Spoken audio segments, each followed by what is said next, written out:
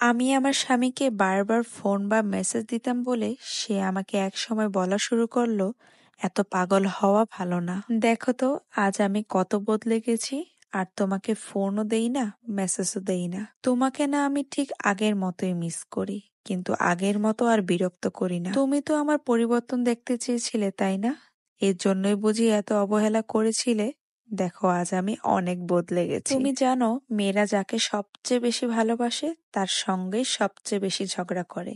তুমি সব সময় দূরত্ব চেয়েছিলে, তাই না? দেখেছো আজ তোমার আর আমার মধ্যে কত দূরত্ব, ঠিক যেমন আসমান আর জমিন। আমি জানি আমি ক্ষমার অযোগ্য, কারণ আমি তোমাকে কখনো ভালো রাখতে পারিনি। আমার ভাগ্য এতটাই খারাপ যে যেটা আমি মন থেকে চাই সেটা আমি কখনোই পাই না।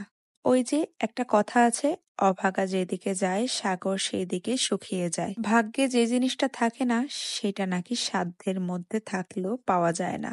হয়তো আমার ভাগ্যটাই খারাপ, পেয়েও আমি তোমাকে হারিয়েছি। তবে তুমি কোটিতে নয়, পৃথিবীতে একজন।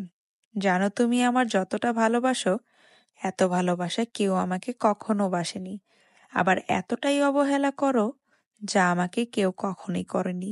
জানো, তোমার উপরে আমার অনেক অভিমান জমে গেছে। সে অভিমান আমার ভাঙেও না, আর তোমার কাছে ছোটও যেতে পারি না। এতটাই অভিমান জমে গেছে যে সেটা তুমি ভাঙাতেও পারোনি, তাই আমিও ভেঙে গেছি।